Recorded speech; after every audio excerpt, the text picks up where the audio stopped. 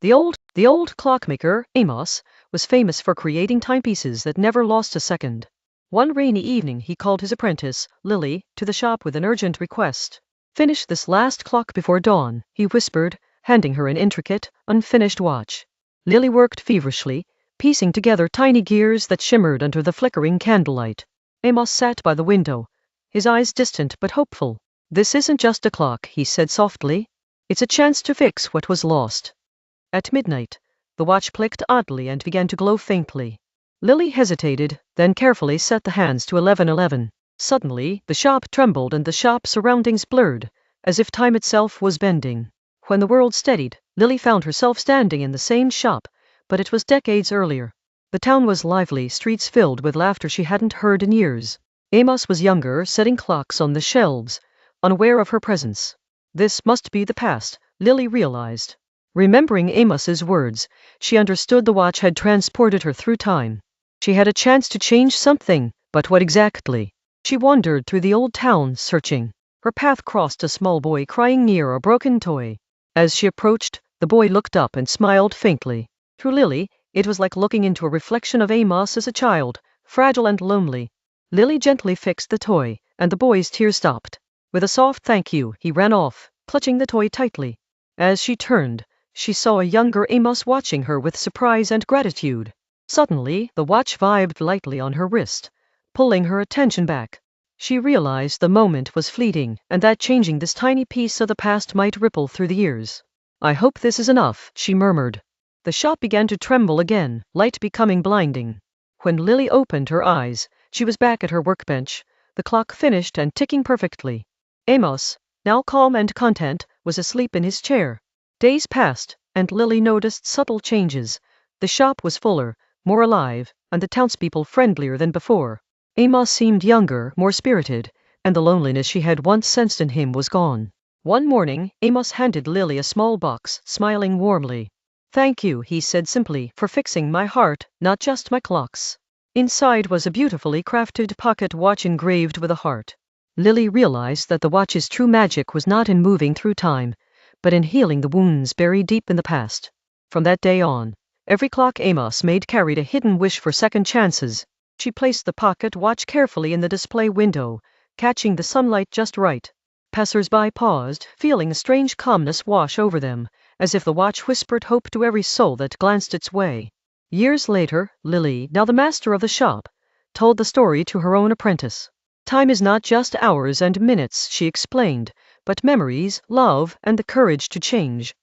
The apprentice listened quietly, clutching a small gear gifted by Lily. Together, they continued to craft clocks that did more than tell time. They told stories of redemption and heart. On a quiet afternoon, the original pocket watch chimed unexpectedly, its glow gentle but undeniable.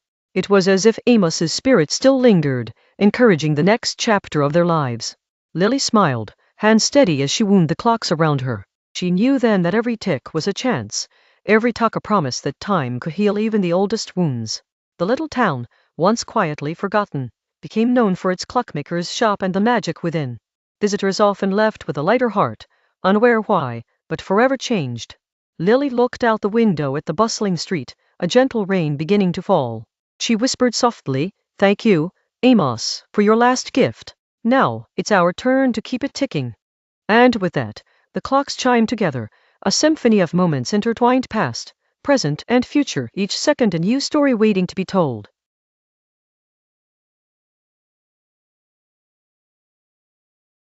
At exactly midnight, a soft ticking echoed through the abandoned clock shop at the edge of town. Emma, curious and fearless, pushed the door open despite the rusty lock. Inside, dozens of clocks hung silently on dust-covered walls, their hands frozen in time. She noticed a peculiar, golden pocket watch lying on the counter, its minute hand spinning wildly. As she touched it, the room shimmered, and suddenly she wasn't in the dusty shop anymore. Instead, she found herself standing in a bustling city from 100 years ago. Emma realized the watch was a time machine, but it only transported her to moments when the clocks in the shop had stopped. Intrigued, she wandered the city streets, blending into the crowd. A newspaper headline caught her eye: "Famous clockmaker disappears without a trace." Determined to unravel the mystery, Emma followed directions in the paper to a workshop rumored to be the clockmaker's last known location. Inside, she discovered blueprints for a device that could bend time. Suddenly, a shadowy figure appeared behind her. It was the clockmaker himself, looking as surprised to see Emma as she was to see him. He explained he had been trapped by his own invention and needed help to return to his time. Emma agreed, hoping to find a way back home too. Together, they worked feverishly, repairing the pocket watch and assembling the time-bending device. The clockmaker shared stories of lost moments and undone regrets, which he believed his invention could correct. Emma listened intently, feeling the weight of time's flow around them. As they finished, the shop began to shake, as if time itself was unstable. The clockmaker warned, "Once we activate this, there's no turning back until the cycle completes." Emma nodded, clutching the watch tightly. The device whirred to life, surrounding them with a bright light. When it faded, Emma found herself back in the dusty shop, but everything was different, everything was alive. The clocks ticked in unison, synchronized perfectly as if restored by her journey. The pocket watch chimed melodically, signaling the end of its magic. Emma noticed a small note underneath it, "Thank you for freeing me." She smiled, realizing the clockmaker's spirit was now part of the time flow again. In the days following, the town's clocks all mysteriously started working again after decades of silence. Emma became the new guardian of the clock shop, preserving its secret and continuing the clockmaker's legacy. The pocket watch remained on the counter, now still and waiting. One evening, a young boy wandered into the shop, entranced by the ticking harmony. Emma handed him a small winding key and whispered, "Every moment counts. Treasure them." The boy's eyes sparkled as he took the key, ready for his own adventure. Emma watched him leave and felt a gentle warmth, knowing time had more stories left to tell. The clocks around her kept steady rhythms, marking peace after chaos. She realized the past, present, and future were not so separate after all. Time was a puzzle with many pieces, and she had found her place among them. The shop was no longer a relic, but a beacon of hope and mystery. With each tick and tock, the story continued, endless and inviting. Late at night, clever winds whispered secrets through the cracks in the windows. Emma listened, understanding that moments lost could still be found where time was cherished. She felt grateful for the unexpected journey that changed everything. Though no one else knew the truth, Emma never felt alone. The ticking clocks were companions, guardians of memories woven into the fabric of time. She smiled, knowing every second held magic waiting to be discovered. One morning, a strange glow filled the shop once more. Emma approached the pocket watch and felt a familiar pulse. It seemed the adventure might just be beginning again, hidden within the folds of time. But this time, Emma would be ready to face whatever came through the ticking doors. She took a deep breath and wound the watch slowly, feeling the energy build around her. Time waited patiently, as it always does for those willing to embrace its mysteries. With a click, the watch stopped, releasing a breath of stillness. Emma realized the true power was not in changing the past but in living fully in the present. The clocks chimed softly together, a symphony of moments that shaped her story. She stepped outside into the morning sun, ready to meet the day with wonder and courage. The clock shop behind her remained a sanctuary where time flowed gently, a place of endless possibility. Emma's heart beat in rhythm with the ticking promise of new adventures ahead. And so, the legacy of the clockmaker lived on not just in gears and hands, but in the hearts of those who believe in the magic of time. Emma smiled, knowing every tick was a chance to write a new story. After all, some secrets are timeless.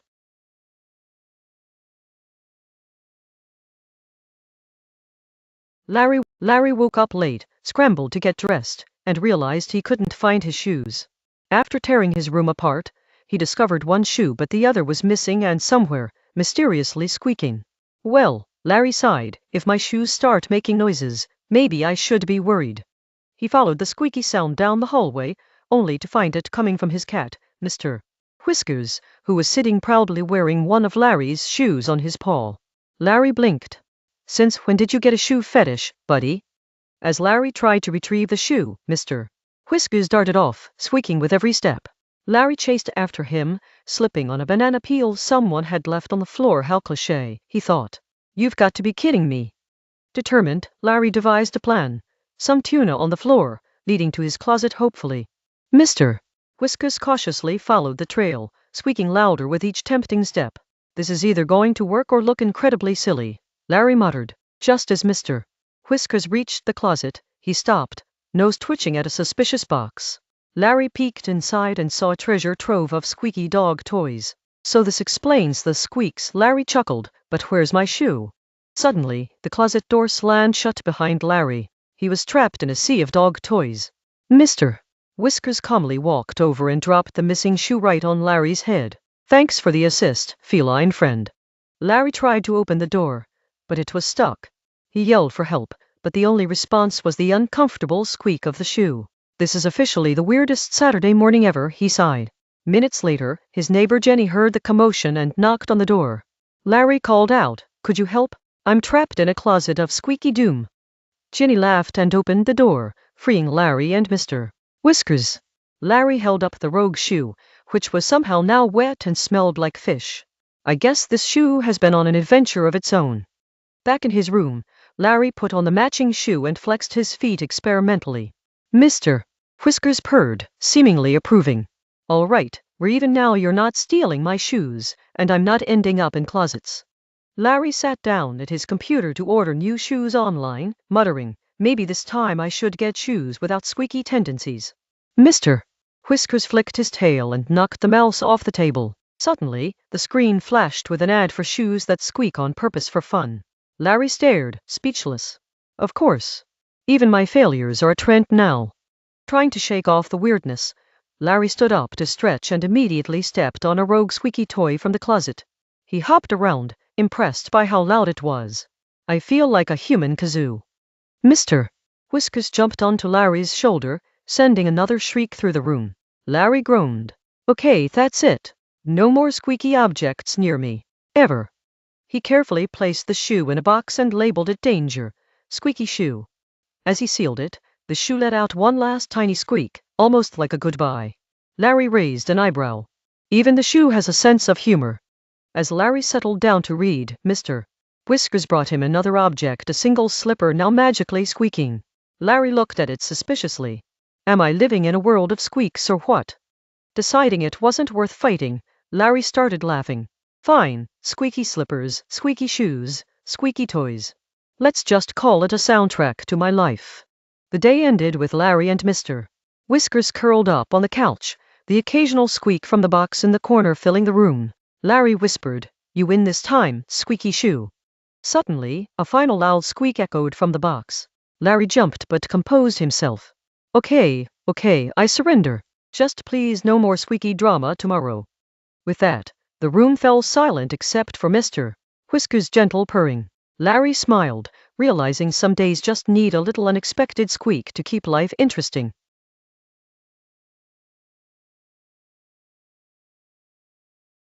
In the heart of the ancient woods, where moonlight rarely touched the forest floor, a hidden grove pulsed with an otherworldly glow.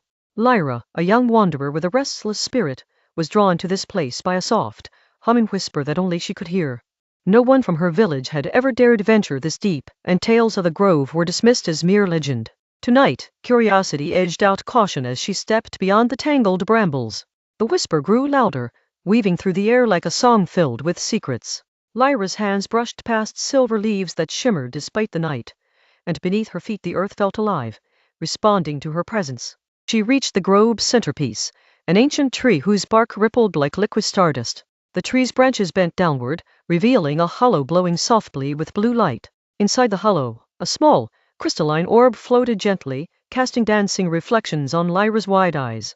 As she reached out, a sudden pulse of warmth surged up her arm, and images flashed through her mind, visions of distant skies, soaring creatures, and forgotten realms. The orb whispered, not in words, but feelings and colors, stories of a long-lost connection between the grove and the stars themselves. Startled, Lyra pulled her hand back, unsure if this was blessing or danger. But the pull to understand grew stronger, and she realized the grove was offering more than just mystery. It was inviting her to bridge two worlds. Suddenly, the hum became voices, gentle and insistent, urging her deeper into the woods. She hesitated, then let herself be led by the light. Deeper in the forest, the trees thickened until they formed an archway woven with glowing vines and blooms that shone like lanterns. A figure appeared, an ancient guardian with eyes like molten silver and hair woven from moonbeams. The guardian spoke softly, "You carry the starseed, child.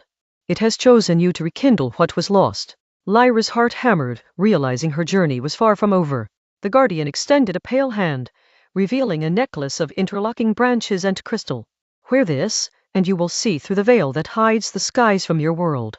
With trembling fingers, Lyra accepted the gift. Suddenly, the canopy above parted, revealing constellations dancing closer than she ever imagined. She gasped, a celestial map unfolding just for her. Guided by the necklace's glow, Lyra walked towards a clearing where the ground sparkled with stardust. Here, ancient symbols traced in light spiraled around a circular stone pedestal. This is the heart of the grove, the guardian explained. Place the orb here, and the connection will be restored. With resolve, Lyra stepped forward, her steps steady despite the weight of destiny. As the orb touched the pedestal, a burst of light flared, sending ripples through the air like waves on a still lake. The forest around her seemed to hold its breath, then exhaled in harmony, leaves shimmering, flowers blooming, unheard melodies. The constellations in the sky twisted and shifted, aligning perfectly above the grove, like an ancient lock finally turned. The skies bless you, the guardian murmured, for renewing the lost bond between earth and stars. Lyra felt a surge of energy course through her, as though something deep within had awakened. She understood then that this moment was more than magic. It was a renewal of hope for her village and the lonely forest alike. The whispers gave way to a song of quiet joy. With the orb glowing steady on the pedestal, the guardian began to fade, leaving behind a silver feather that floated gently to Lyra's palm. Keep this as a reminder, the voice echoed softly. The worlds are intertwined, and so are you. Dawn's first light brushed the edges of the grove, warming Lyra's face as she looked up at the newly radiant sky. She smiled, her heart light and full of wonder. Returning to her village, Lyra carried more than stories. She brought a promise that the night was no longer a cloak of silence and fear. The skies above now shimmered with star patterns that spoke to those who learned to see. Villagers gathered, eyes lifted, whispering of the strange beauty returned to their nights. Lyra shared the tale, her voice steady and eyes bright with newfound purpose. Word spread of the celestial grove's awakening, and travelers sought the forest's edge, eager to glimpse the mysterious light. But the grove remained selective, revealing itself fully only to those who listened with open hearts like Lyra. She became a guide, helping others bridge the gap between the mundane and the magical, teaching them to hear the whisper beneath the wind. Years passed, and the village blossomed under a sky no longer dark but alive with cosmic dance. Festivals honored the ancient bond, and artists painted stories kindled by starfire. Children grew up with the stars as their quiet companions, dreaming boldly, knowing the world held wonders beyond the horizon. Lyra watched it all with a quiet satisfaction. The seed had grown strong. One cool evening, Lyra returned to the celestial grove alone, the silver feather hanging around her neck, warm against her skin.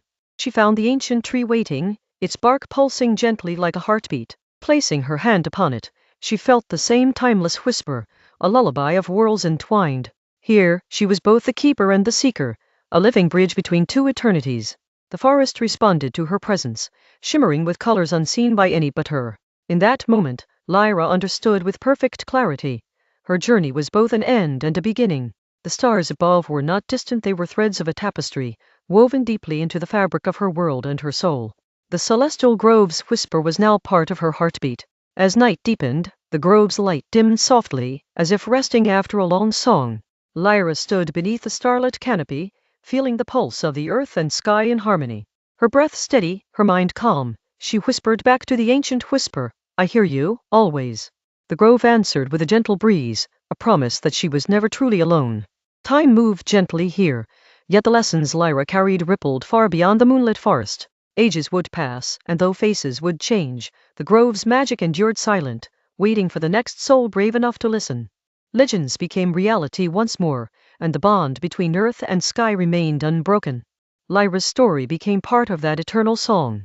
In the quiet moments before dawn, when the world held its breath, Lyra often returned to the edge of the village, eyes lifted to the constellations she once summoned. Each star was a friend, a memory, a promise shimmering softly in the dark. And if you listened closely, you might hear the faintest hint of the grove's song riding the night winds, a gentle, unending call to wonder.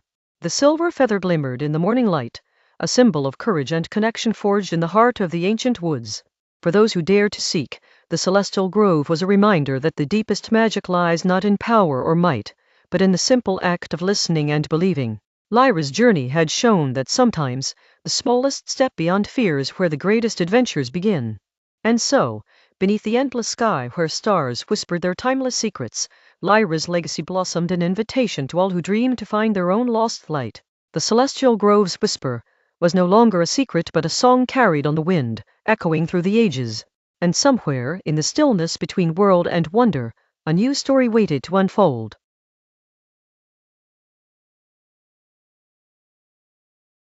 Captain Lyra's ship drifted silently near the edge of the Andromeda Rift, a phenomenon known for swallowing entire fleets. Sensors suddenly flickered as an unknown signal pulsed from within the swirling darkness. "We've got something," Lyra muttered, eyes fixed on the trembling readout. The crew gathered around the console, watching as the signal morphed into coherent data streams. It looked like a distress call, but encoded in a language no one had seen before. Lyra tapped a command, attempting to decipher the strange code. "It's not just a message," the navigator said, alarm rising in her voice. "It's a map leading into the rift." Curiosity outweighed caution. Lyra made the decision to follow the haunting coordinates toward the unknown. As the ship edged closer, the void thickened, and instruments began to fail sporadically. Ghostly shapes shimmered beyond the viewport, like memories trapped in the dark. The crew felt an unsettling chill, as if the rift itself was watching them. Suddenly, the ship was caught in a gravitational pulse, pulled deeper into the rift. Systems scrambled to compensate, but the ship's AI hummed with a strange new voice whispering in binary. Lyra's heart pounded as the AI began uploading ancient star charts from the distortion. "These charts predate known civilizations," the scientist aboard said, voice trembling with excitement. "They point to a lost planet one vanished in cosmic records." The mystery deepened, and the crew began preparing for a descent into uncharted space. Navigating through turbulent cosmic storms, the ship finally glimpsed a shimmering outline in the void, a planet suspended between realities. The surface was a patchwork of glowing hexagons, pulsating softly beneath a twisting sky. "It's like the planet's alive," the biologist whispered. Landing was rough, the gravity field fluctuating beneath their feet. Outside, the air shimmered with unfamiliar particles. Lyra stepped out, her boots sinking into a surface that seemed both solid and liquid, as if reality itself was uncertain here. Almost immediately, an eerie melody echoed through the air, resonating with the crew's deepest memories. Each note seemed to awaken visions of their own past lives, forgotten hopes, and lost dreams. Lyra felt tears stream down her face, overwhelmed by an intense connection to the place. The ship's AI suddenly spoke again, revealing the planet's true nature, a junction of consciousness where time and space folded into loops. "We are standing at the crossroads of forgotten souls," it said. Lyra realized the distress call was a beacon from those trapped in this loop. Determined to free them, the crew set about decoding the planet's shifting hexagons, each a wing to unlock the passageways through this liminal dimension. Light and shadow danced as they worked, the atmosphere thick with anticipation and hope. With every hexagon decrypted, the echoes of lost civilizations grew clearer, images of beings transcending physical form, reaching out beyond the abyss. The crew learned that the rift was a cosmic archive, preserving essence rather than matter. Slowly, the planet's pulse changed, and a gateway formed, a radiant fissure in the sky connecting to home. "This will bring those trapped back," Lyra said, her voice steady with resolve. The crew braced themselves for what might emerge from the passage. As the gateway shimmered wider, ethereal figures began to step through, translucent and radiant, their eyes shining with relief.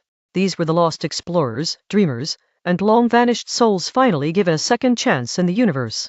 The figures communicated telepathically, expressing gratitude and sharing visions of vast knowledge and unity. Lyra felt the ship hum beneath her feet, as if absorbing the collective wisdom carried across the void. Suddenly, the rift roared, its tendrils recoiling as if wounded by the release. The ship's systems grew unstable and a swift retreat became necessary. Lyra ordered an immediate ascent, the vessel groaning as it broke free of the planet's gravity. Back in open space, the crew watched the rift collapse, the dark rift sealing itself like a wound healing. The distress signal ceased, replaced by a profound silence that felt like closure.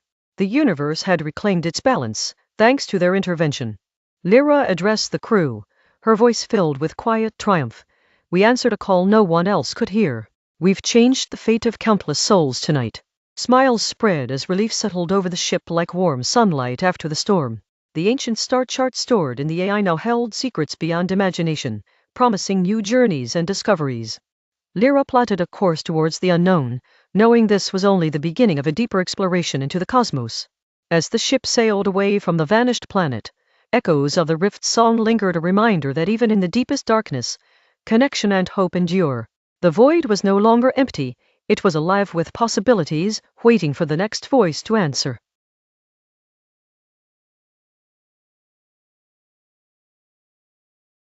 The rain hammered the cracked pavement of Bleecker Street, where shadows hung low and the night whispered secrets. I lit a cigarette, the flame briefly cutting through the fog as a dame in red approached with a problem wrapped in mystery. "They call me Marla," she said, voice dripping with urgency. "My brother's gone missing, and the cops aren't interested."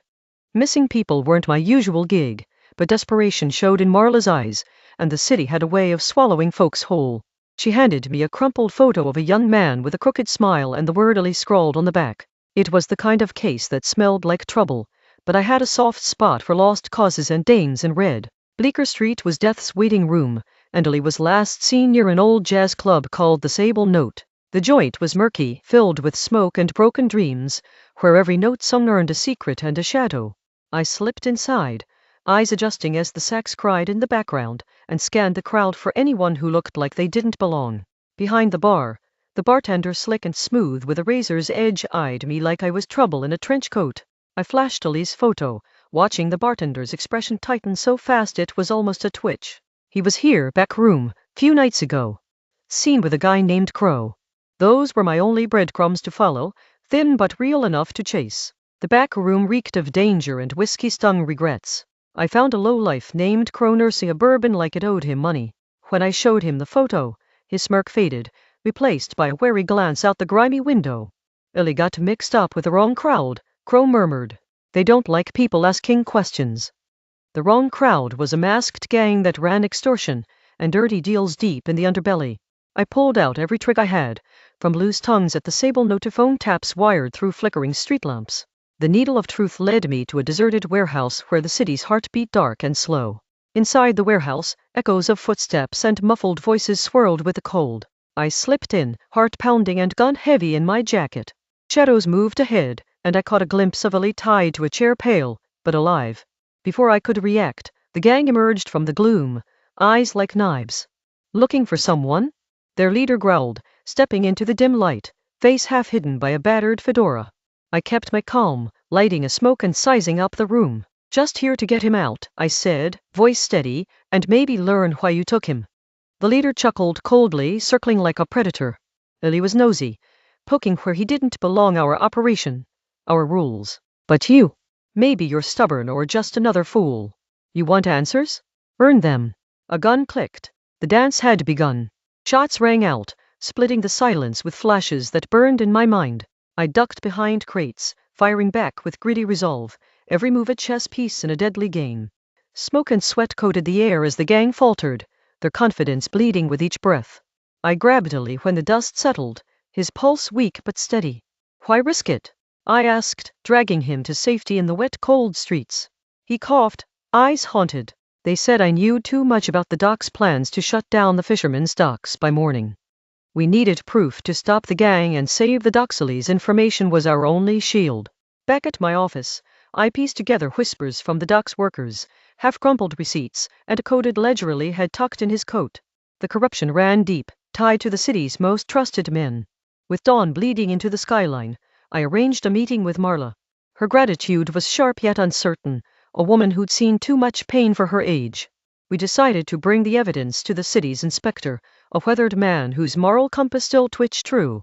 The inspector's office smelled of stale coffee and broken dreams, but his eyes caught fire when we laid out the proof. "This will shake the city to its bones," he muttered, already dialing for backup.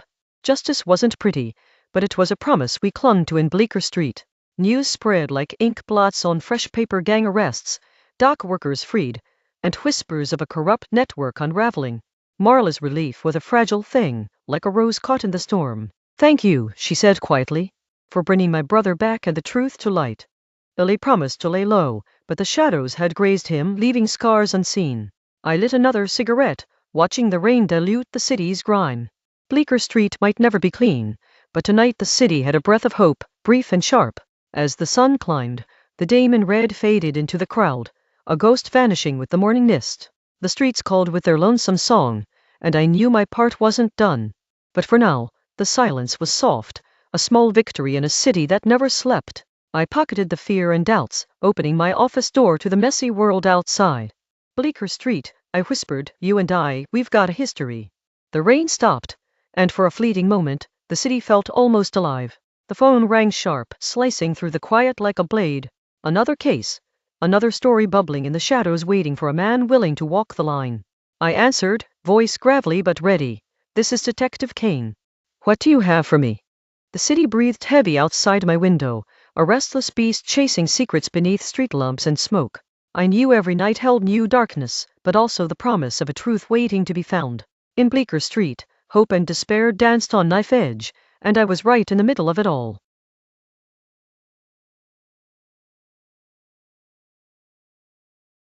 The Midnight Passenger is a story folks in the valley only whisper about when the fire burns low. It begins on the old rail line that no train should be using anymore, rusted tracks threading through fog-soaked hills. On certain nights, long after the last scheduled train, a distant horn sounds anyway. Those who hear it say the sound feels heavier than the night itself. That evening, the sky sagged under low clouds, and the town of Briar's Crossing went quiet earlier than usual. Street lamps hummed weakly as if reluctant to stay awake. Beyond the last house, the rails stretched into darkness like a promise no one had asked for. Crickets fell silent all at once, leaving only the soft ticking of cooling metal. At the edge of town, the small, forgotten station waited, its peeling paint and boarded windows telling stories of better days. Ivy gripped the walls like fingers that refused to let go. A single wooden bench leaned crooked under the awning. The schedule board still hung there, stained with rain, empty for 20 years. A young man named Ellis stood alone on the platform, clutching a worn backpack and a folded piece of paper. The note gave no explanation, only a time and place. The old station at midnight. He checked his watch, though he already knew he was early. The air around him felt thicker, as if time itself were slowing to watch. The rails began to hum softly, a vibration rising through the soles of his shoes before his ears caught any sound. It felt like a memory of movement waking in the metal. Far down the line, a low horn sighed through the hills. Ellis's heartbeat quickened, unsure whether he should stay or run. Fog began to gather along the tracks, curling upward in thin, searching tendrils. It wrapped itself around the rusted rails until they looked as if they floated in pale smoke. The station lights flickered once, dimmed, then steadied again with a tired glow. The night leaned closer, listening. As the humming grew stronger, Ellis felt it echo in his chest. He glanced at the schedule board, expecting nothing. Instead, faint letters shimmered into existence, spelling out a single arrival. The destination was written in a single unsettling word: elsewhere. The horn sounded again, closer, deeper, and the fog parted as though pushed aside by an approaching force. A distant shape pulsed into view, half real at first.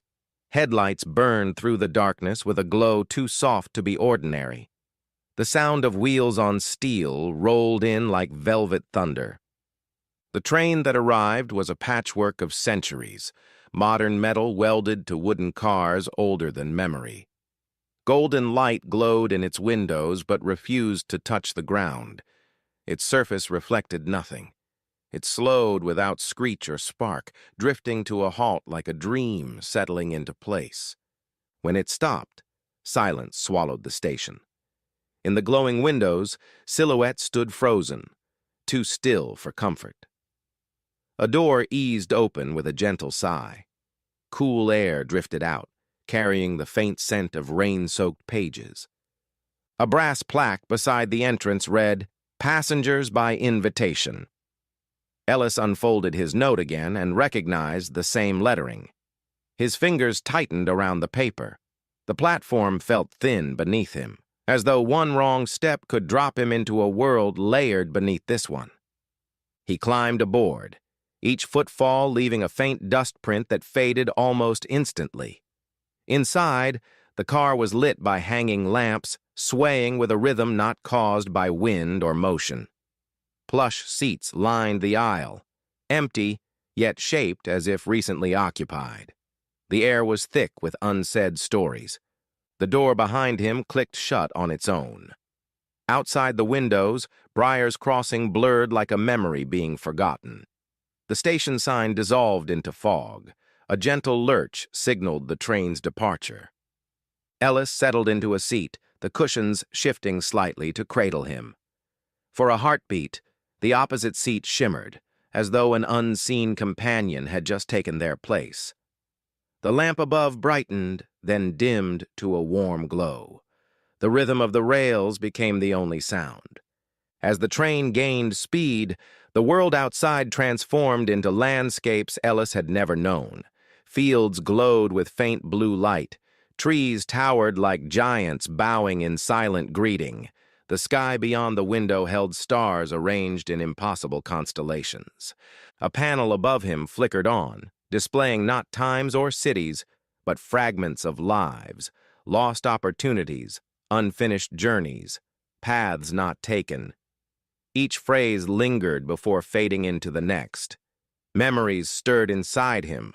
Choices made, dreams abandoned, roads he never walked. Slowly, other passengers appeared along the aisle, not suddenly, but gradually, as though becoming visible only when the train allowed it. A woman in an old-fashioned dress studied an invisible ring. A man clutched a suitcase older than he was. None spoke, yet each radiated a quiet understanding of why they were there. The train eased its speed, though no station stood outside, only shifting mist and the faint outline of distant hills. The overhead panel glowed again with a single message. Next stop, a choice. The words pulsed, steady and patient. Ellis felt his breath catch. Ahead, 2 tracks emerged from the fog, splitting the way forward. One path shimmered with warm, familiar light. The other glowed with dark forests and jagged horizons that tugged at the imagination. The train drifted toward the junction, waiting.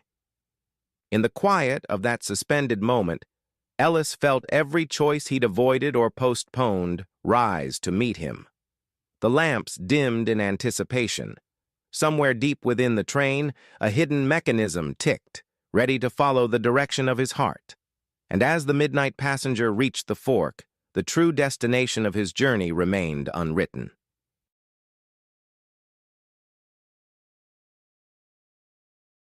In a dusty attic beneath the ancient city, Leo discovered an odd, broken pocket watch glowing faintly.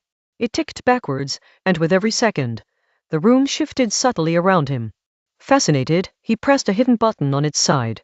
Suddenly, Leo was no longer in the attic, but standing in the bustling market square of the city, though something felt different. People looked older, buildings had changed, and the air was thick with a forgotten era.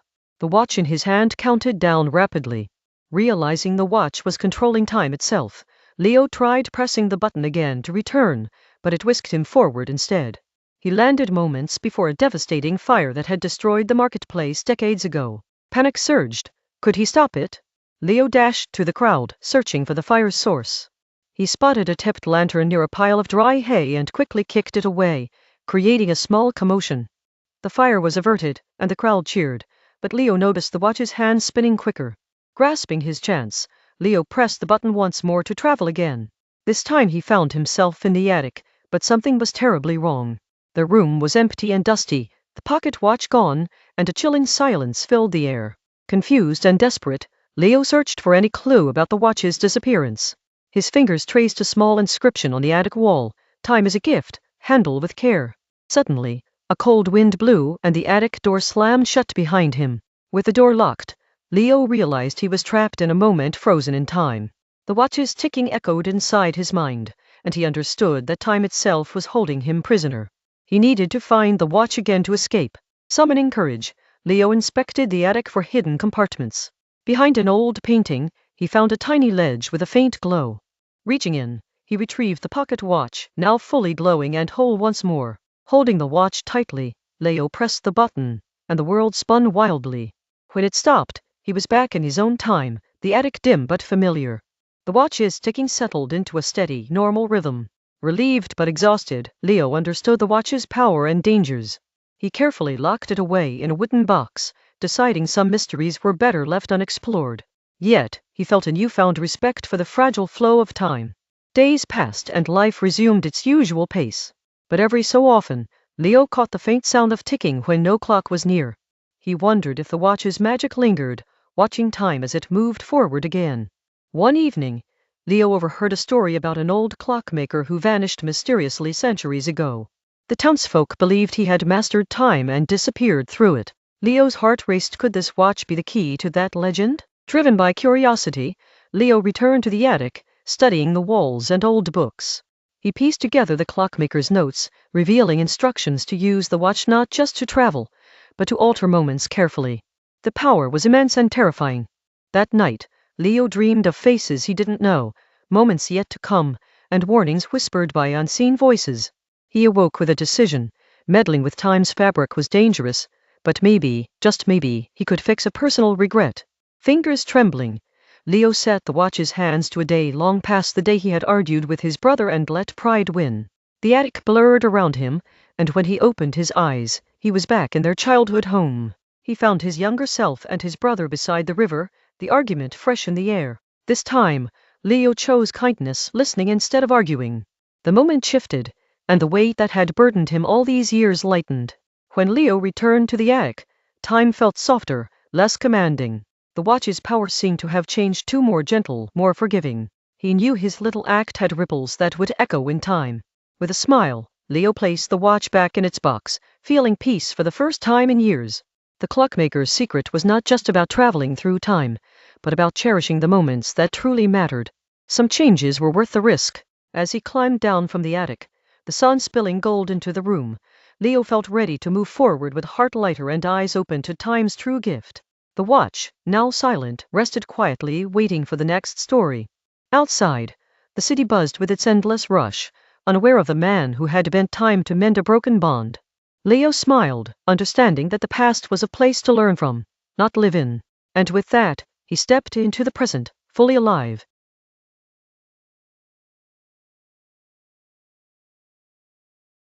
Elena stared at the cracked photograph in her trembling hands, the edges frayed from years of being folded and unfolded. It showed a younger version of her and her brother, smiling on a sunny day neither had ever truly forgotten. Today was the 10th anniversary of his disappearance, and the ache in her chest felt heavier than ever. She whispered, "I haven't stopped looking, you know." The village had changed. New houses stood where small fields once lay, and familiar faces were replaced by strangers. Yet, the old oak tree by the riverbank still stood sentinel, bearing witness to whispered secrets and childhood dreams. Elena made her slow way there, the weight of memories pressing down with every step. It was the place where he had promised they'd always find each other, no matter what. As the sun dipped lower, the wind carried a message she hadn't expected, soft footsteps crunching leaves behind her.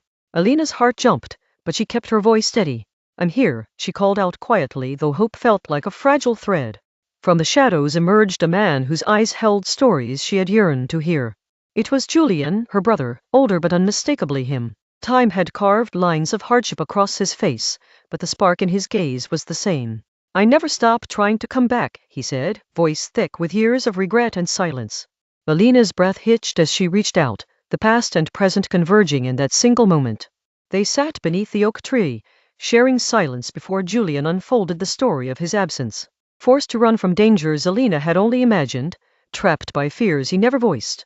But he had never stopped hoping, never stopped coming home to that image of her waiting under the old oak. Elena listened, tears mingling with the fading light.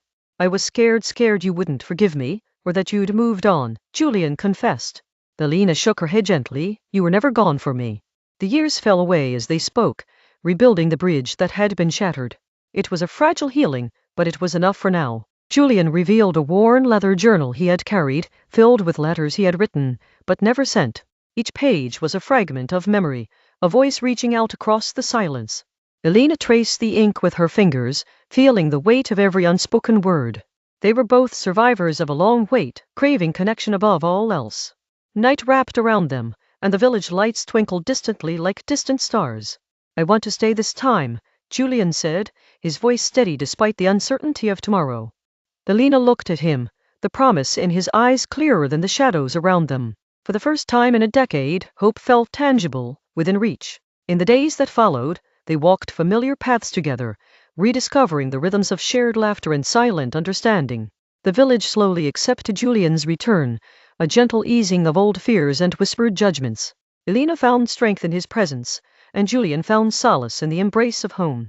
Their bond, tested by time and pain, began to mend. One afternoon, they stood by the river where the water ran steady and sure. Julian pulled from his pocket a simple silver ring, worn but polished with care. I want us to make new promises, ones we can keep, he said, slipping it onto Elena's finger. Tears welled in her eyes as she nodded, the weight of years lifting with that quiet vow. The village held a small gathering to welcome Julian's return, faces illuminated by lantern light and tentative smiles. Stories of loss and resilience were shared, and the community found healing in togetherness. Lena and Julian stood side by side, their past sorrows woven into a tapestry of newfound hope. The silence that had separated them was finally broken. Days turned into weeks, and the seasons whispered change. Elena and Julian worked side by side, tending the fields and repairing the family home. Each act of care was a step toward reclaiming what had nearly been lost. The weight of absence was replaced by the warmth of presence, fragile but growing stronger. One evening, while watching the sunset spill gold across the horizon, Julian admitted his fears about the future. What if the past still haunts us? What if the world outside pulls us apart again? Elena took his hands in hers, steady and sure. Then we face it together like we always should have, she replied softly. The village experienced a harsh storm that tested their resilience, roads flooded and homes battered by wind. Elena and Julian joined neighbors in rebuilding efforts, their bond a quiet beacon in the relentless rain. With every nail hammered and wall secured, they found strength not only in each other but in community. The storm passed, but the scars it left were reminders of survival. In the calm after turmoil, Julian found a photograph tucked inside the family journal, a picture of their parents smiling, frozen in a moment of hope. They believed we'd find our way back, he said, voice thick with emotion. Elena nodded, feeling the invisible thread of family holding them steady. The past was no longer a prison but a foundation. One crisp autumn morning, a letter arrived for Julian, bringing news that stirred old fears and new challenges. The letter bore the signature of someone from his past, hinting at dangers that had not yet faded. Elena read it with him, the weight of uncertainty settling over them. But this time, they faced it side by side, unbreakable in their unity. Julian resolved to confront the shadows that once forced him away, supported by Elena's unwavering courage. Together, they planned to meet the past head-on, with honesty as their weapon and trust as their shield. The village gathered quietly, offering silent support for their fight to protect what they had rebuilt. It was a defining moment of courage. The confrontation was painful but necessary, peeling away layers of fear and misunderstanding. Julian stood firm against those threats, bolstered by Elena's voice and the strength of community behind them. When the dust settled, there was a fragile peace hard-won and deeply deserved. They had reclaimed not just their safety, but their dignity. Returning to the oak tree, Elena and Julian found comfort in the place where their journey had turned. We promised to find each other, Elena whispered, her voice filled with quiet joy. Julian smiled, the weight of the years finally lifting. And we have. This time for good. They sat together as the sun set, the future no longer a distant hope but a path unfolding before them. Years later, the village remembered the story of two siblings who defied absence and fear to rebuild a life together. Elena and Julian's bond became a symbol of resilience, love, and the power of promises kept. Under the same old oak, their family grew, rooted in trust and shared history. The past was woven into their present, a tapestry whole at last.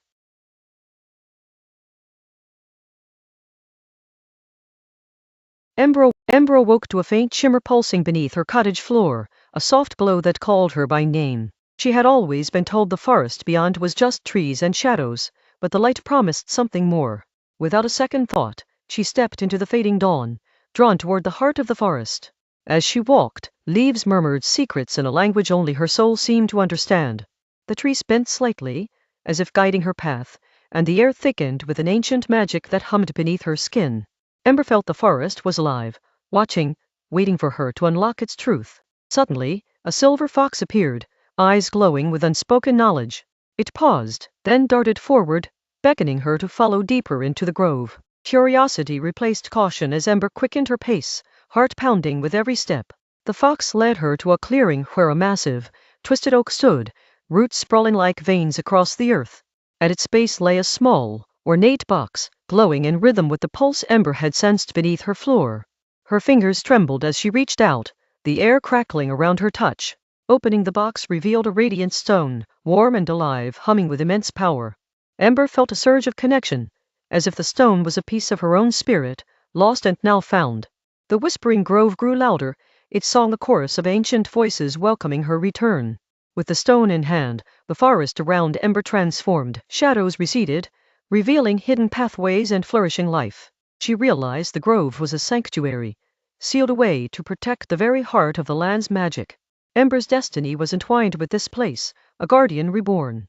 But the peace was fleeting. A chill swept through the trees as dark shapes stirred in the distance, remnants of a forgotten threat awakened by the stone's light. Ember braced herself, the weight of the guardian's role settling on her shoulders like a cloak made of dawn. The silver fox returned, now speaking in clear words only Ember could hear. The shadows seek to reclaim the grove's power. You must stand firm. Without hesitation, Ember nodded, clutching the stone as the creatures advanced, their forms like twisted roots clawing skyward. She closed her eyes and focused on the stone's warmth, feeling the pulse of the forest beneath her feet. A voice whispered within, guiding her to weave the magic into a shield, a barrier of light and life. The enemies hissed and recoiled, bound by the gentle strength of Ember's newfound power. The battle was swift but fierce. Ember summoned vines that writhed and restrained, leaves that blazed like fire without burning. Each strike was met with hope, each breath a promise to protect the grove's secrets. Gradually, the dark shapes lost form, dissolving into the mists they emerged from. As silence returned, the grove seemed to sigh, a deep, contented breath rising through the canopy. Ember lowered her arms, sweat mingling with tears of relief and joy. She had saved the heart of the forest, but she knew this was only the beginning. The silver fox circled her once more, now surrounded by gentle light, its eyes shining with pride. You are the keeper, it said, and the grove's magic will flow through you, as it did through those before. Ember smiled, feeling a bond forged beyond time and fear. Leaving the clearing, Ember noticed how the forest whispered her name with warmth, leaves fluttering like welcoming hands. Each step back home was lighter, her spirit stitched to the grove's endless song. She carried not just the stone, but the promise of renewal and hope. Back at her cottage, Ember carefully placed the glowing stone beneath the floor once more, a secret heartbeat to sustain and protect. The light pulsed softly, a beacon for those who might one day follow the same path. She knew the magic was never meant to be wielded for power, but for care and courage. Night fell as Ember stood at her doorway, eyes tracing the silhouette of the whispering trees beneath the starlit sky. She felt an ancient strength settle within her bones, ready to rise with the dawn. The forest was no longer just a place of shadows, it was a living part of her story. The villagers nearby noticed how the forest grew quieter, yet more vibrant, the balance restored by a force unseen but deeply felt. Whispers of a guardian spread like a gentle breeze, inspiring respect instead of fear. Ember's tale began to weave itself into their own lives, a quiet legend of light. With every sunrise, Ember practiced listening to the forest's song, learning its rhythms and moods. She understood that guarding the grove meant more than defending it was about nurturing life's delicate dance. The stone's glow sustained her during quiet moments and stormy nights alike. One day, as Ember wandered near the grove's edge, she found a scarlet leaf unlike any other, pulsing softly in her palm. It was an invitation, a sign that new mysteries awaited discovery, tied forever to the magic she now embraced. Adventure was a path always open to those willing to listen. Ember's journey had begun with a whisper and a shimmer, but it was her heart that gave magic its truest voice. The grove thrived under her care, a sanctuary for the world's forgotten wonders. And in her quiet strength, the land found a new rhythm, steady and glowing with endless possibilities. As night fell once again, Ember looked toward the glowing heart beneath her feet and whispered, I am here. The whispering grove answered in kind, a thousand leaves echoing her vow. Somewhere deep in the woods, light and shadow danced, bound by a promise that no darkness could ever break.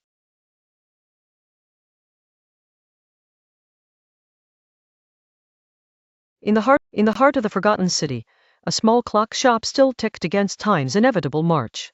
Elias, the ancient clockmaker, worked in silence, his fingers steady despite his age. One evening, as the sun dipped low, a peculiar customer entered, clutching a broken pocket watch. "Can you fix this?" the stranger asked, voice low and urgent. Elias took the watch, noting its intricate design and the strange symbols etched inside. He nodded slowly and promised it would tick again by midnight. As Elias worked, the hands of the pocket watch glowed faintly, casting eerie shadows on the shop's walls. The clockmaker's curiosity piqued. He realized this was no ordinary timepiece. Inside, a hidden mechanism seemed to react to his touch. Suddenly, the room blurred, and the ticking grew louder, echoing through the city like a heartbeat. Elias found himself standing in the same shop, but decades earlier when the city was alive with movement and laughter. He realized the watch was a portal through time. The stranger's words echoed, "Fix it, and you'll glimpse the truth of our past." Elias watched the bustling streets full of people he only knew from faded photographs. Each tick pulled him deeper into memories long lost. He spotted a young woman waving, her smile familiar yet distant. She was the key to the mystery his sister, believed to have vanished years ago. Elias reached out, but the moment shattered as the watch's glow dimmed sharply. In a blink, he was back in the empty shop, the pocket watch silent once again. The stranger smiled, now revealing a face lined with years and secrets.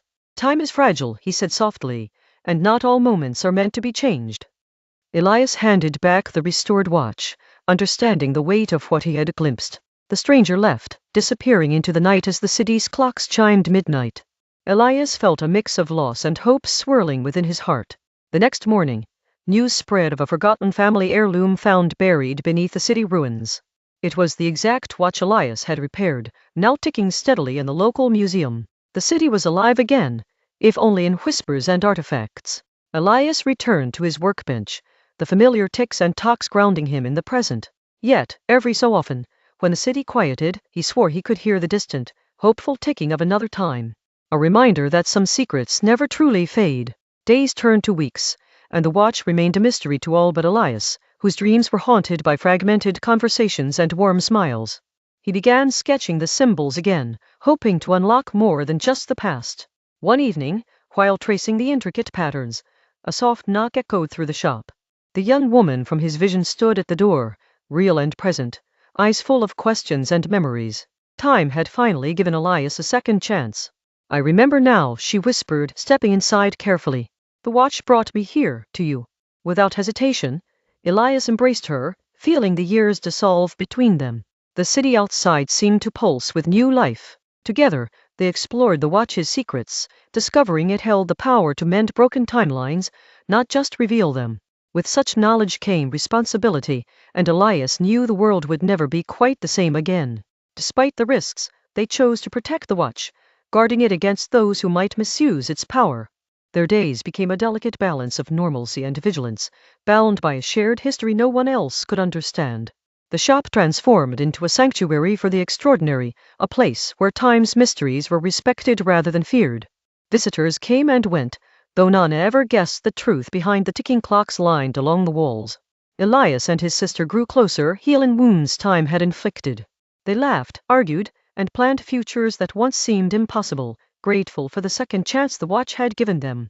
One night, as the city slept, Elias whispered to the watch, "Thank you for bringing her back to me." The hands spun once, then settled quietly, as if affirming a pact. Years passed, but the secret of the clockmaker's shop remained safe, nestled between moments observed and moments lived. Elias knew the watch's magic was not just in mending time, but in restoring hope. As the sun set each day, the clock shop's faint ticking echoed softly through the empty streets, a timeless promise that no matter what is lost, some bonds endure beyond all measures of time.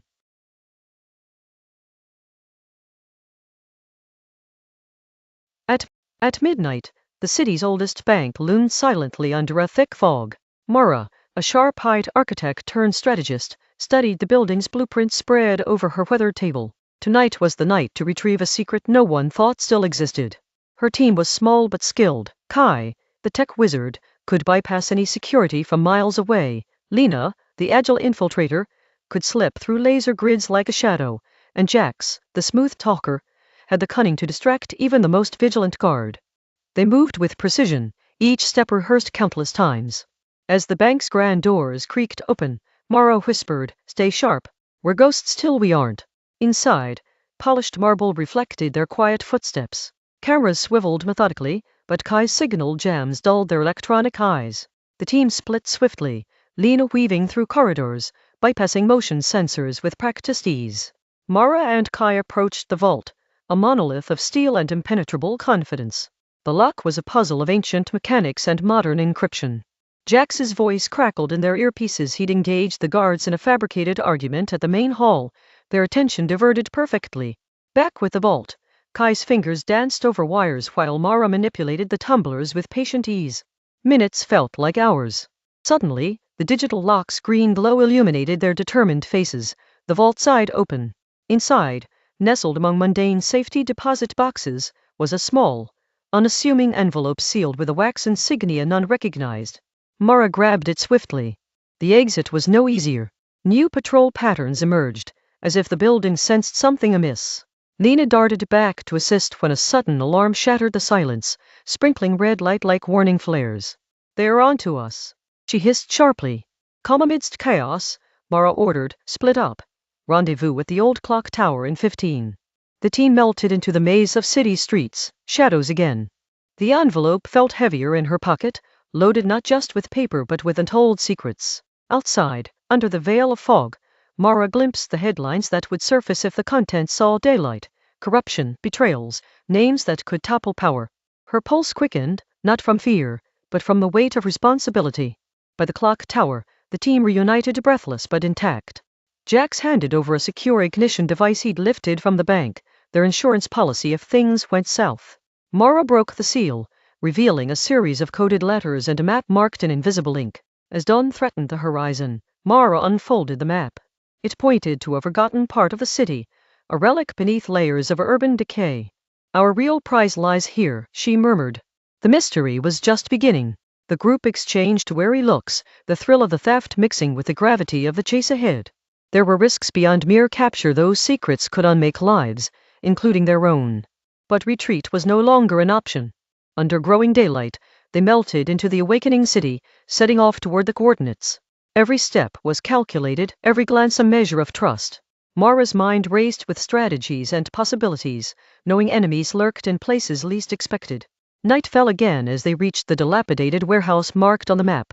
Inside, remnants of an old espionage ring's operations glinted beneath dust and cobwebs. The envelope was just a key, and they had unlocked the first door.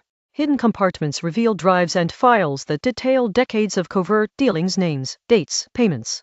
The magnitude of information stunned the team, but also painted targets on their backs that grew sharper by the minute. They had to move fast. Suddenly, footsteps echoed in the vast space. Shadows danced on the walls, and the unmistakable silhouette of armed operatives emerged. Mara whispered, "No time for hesitation, up the stairwell now." They sprinted, hearts pounding against ribs like drums. Reaching a rooftop, the chilly wind collided with their sweat. Below, rival forces converged, too late to intercept but close enough to complicate any escape. From her bag, Mara produced smoke grenades. A thick curtain of white enveloped their flight. Dodging through narrow alleyways, the team's unity proved their greatest weapon. Each member covered the other's risks, weaving a path from danger to safety. By dawn, the city's labyrinth had swallowed them whole yet again. Around a hidden table in Mara's safe house, they pored over the new data. Plans evolved from reactive to proactive. They saw not just a way out, but a chance to right wrongs hidden in shadows for too long. In the quiet, Mara smiled softly. Victory was within their grasp. The mist lifted from the city as a new day broke, but the story they carried was heavier than ever. With secrets in hand, Mara's team was no longer just thieves of silence. They were architects of change, ready to reshape a world built on lies.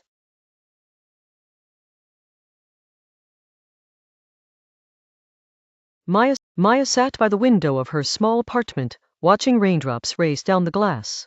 The usual quiet hum of the street was interrupted only by occasional footsteps and the soft roar of distant engines. She reached for her sketchbook, fingers hesitating over the blank page. Inspiration sometimes moved slower on rainy days, but she trusted that something would come. Downstairs, an elderly man named Mr.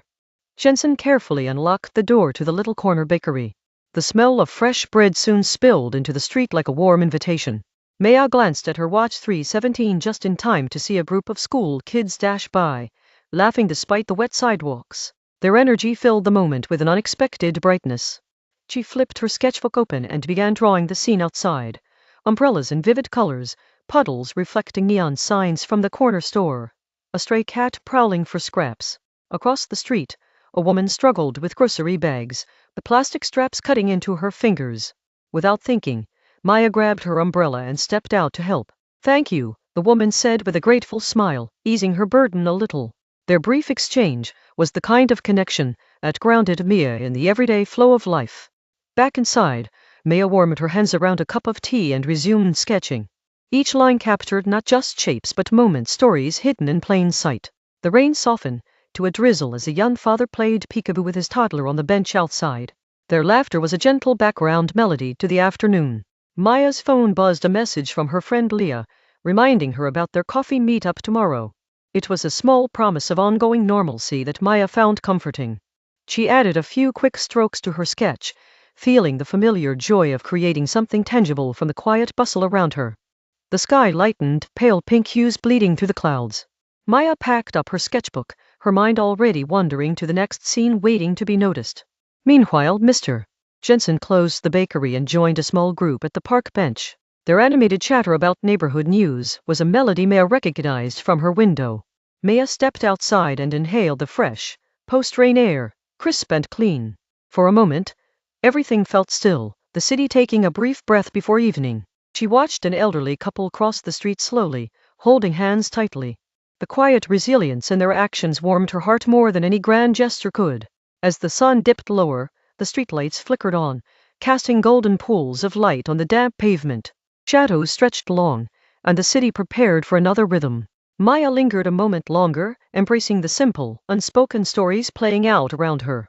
This day, like so many others, was a patchwork of small, meaningful moments. Maybe tomorrow, she whispered to herself, there'll be more to capture, more stories to tell. It was a quiet hope wrapped in the ordinary. Turning back to her apartment, Maya felt a gentle satisfaction, a reminder that life's beauty often lies in the pause between breaths. She closed the door behind her, sketchbook under arm, ready to rest.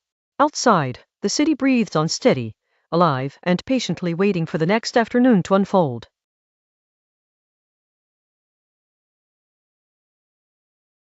The clock on the mantel ticks loudly in the quiet room, marking time in a house where conversations have long been lost. Elena sits by the window, tracing raindrops that slide down the glass, each one a memory of what once was.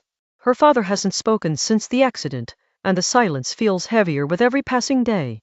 Her mother tries to fill the void with busy hands and forced smiles, but Elena knows her father's eyes hold a distant storm. Tonight, the dinner table is set for 3, but only 2 eat while her father stares blankly across the room. Elena's heart tightens as she wonders if the man she loved is buried under this quiet pain.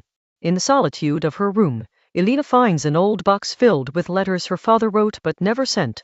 Their words are filled with hope, apologies, and love, fragments of a man lost in grief. She clutches a lace pass, and Elena continues the ritual, leaving letters like breadcrumbs through their shared sorrow.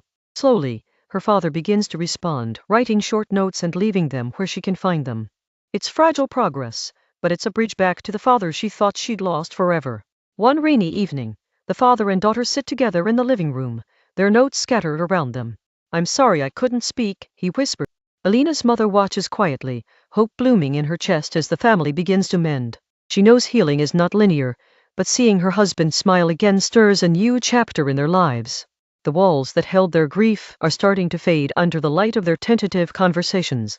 One afternoon, while organizing the attic, Elena finds a forgotten photo album. She calls her father over, and together they turn the pages filled with their past laughter and joy.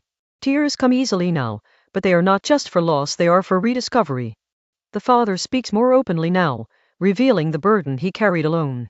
"I was drowning in fear and guilt," he admits, "but your letter saved me."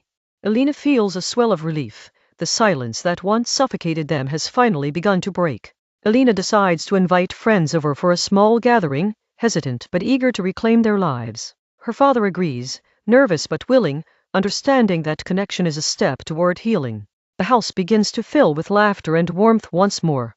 During the dinner, the father raises his glass and quietly thanks everyone for their patience. His voice is steady, tinted with the vulnerability he's learning to share. Alina realizes that the cracks in their family are now openings for light to shine through. After the guests leave, Alina and her father sit on the porch, the night air soft around them. They talk long into the evening, no longer burdened by unspoken words. He settles gently around them, fragile but real. Weeks turn into months, and the family navigates the complexities of healing together. There are setbacks, moments when the past threatens to reclaim its hold, but they face them side by side. Alina knows the silence that once consumed them no longer defines their story. One morning, Alina wakes to find her father in the kitchen, making coffee as they once did before the accident. He smiles at her, a simple gesture filled with profound meaning. Their shared pain has transformed into a quiet strength that neither can take away. Alina writes a letter to her father, not to heal wounds but to celebrate the journey they've taken. She reads it aloud, her words filled with gratitude and hope for the future. Her father listens, his eyes glistening with emotion, finally able to speak without fear. Together, they plant a tree in the backyard, a living symbol of resilience and renewal. As the roots take hold beneath the earth, so does their family's bond deepen above it. Each leaf will whisper stories of survival and love to come. On a quiet afternoon, Alina's mother finds them laughing over an old family photo, the first clear moment of genuine joy in years. The house seems lighter, filled with the echoes of their restored connection. They have crossed the wilderness of grief and returned to each other. Alina reflects on the long silence that once separated them and marvels at the power of patience and love. Sometimes, she whispers, we have to lose our voices to find our true words. In that moment, she understands that healing is a conversation that never really ends. The clock on the mantel still ticks, but now it marks a new rhythm, one of hope and courage. In this house once defined by silence, love speaks louder than ever. Alina smiles, knowing that some stories don't just end, they transform, carrying light into the darkest places.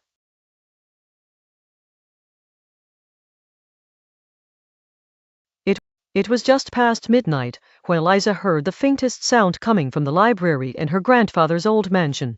The house was silent, save for the creaks of settling wood and the occasional flutter of pages. Curiosity prickled her skin, pulling her toward the grand oak doors that guarded years of forgotten secrets. She pushed open the heavy door, and the scent of aging books enveloped her. The darkened shelves seemed to press in, shadows shifting with the flicker of her candle. Then, from somewhere beneath the worn spiral staircase, a whisper deliberate, almost urgent, broke the stillness. Eliza crouched and pressed her ear to the wooden floor, discerning words like puzzle pieces. Find the key, the truth lies below. Her heart pounded. No one else was supposed to be here. The whisper stopped as suddenly as it had started, leaving only the echo of its command. Determined, she traced the stairs with trembling fingers, searching for any anomaly.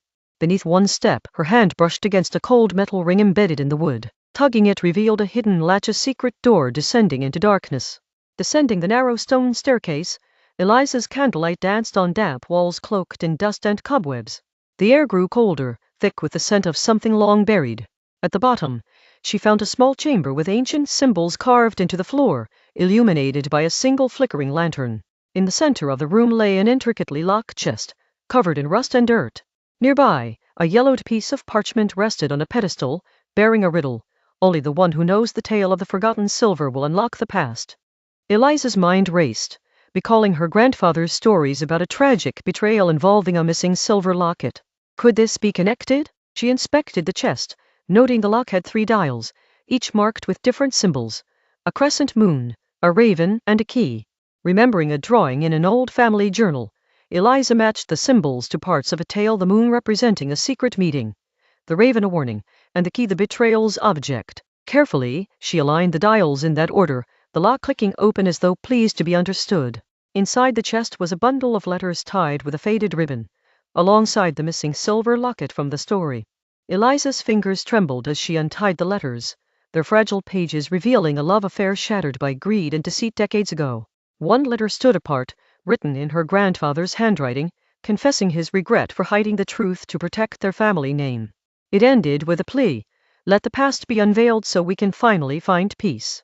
Suddenly, the whispers returned, clearer now and mingled with a soft sigh. Thank you, they seemed to say. The room felt lighter, as if the secrets had breathed out their burden, and the heavy silence was replaced with a gentle calm. Eliza clutched the locket close, understanding that some shadows linger only until they're acknowledged. She ascended the stairs, the hidden door silently closing behind her as dawn's first light seeped through the library windows. Back in the main hall, the mansion felt different, quieter but somehow freer. Her grandfather's old chair now seemed less heavy with mystery and more a vessel of stories waiting to be retold.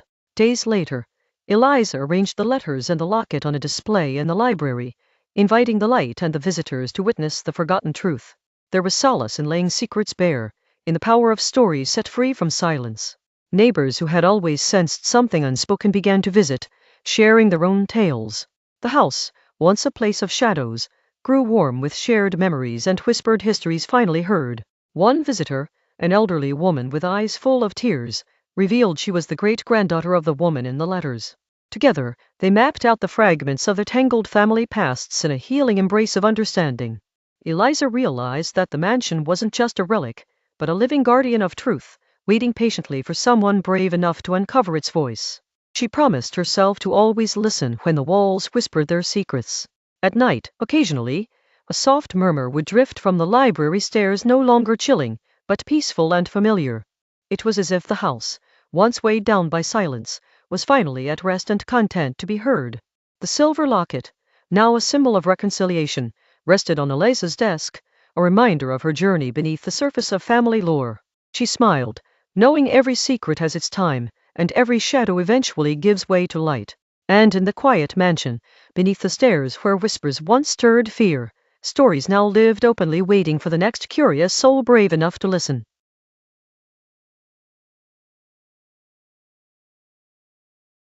Mara moved into the old cottage at the edge of the village without much thought, drawn by the cheap rent and quiet surroundings.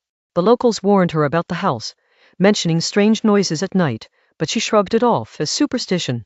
On the first evening, as she unpacked, a faint whisper slipped through the cracked window, almost like a sigh calling her name.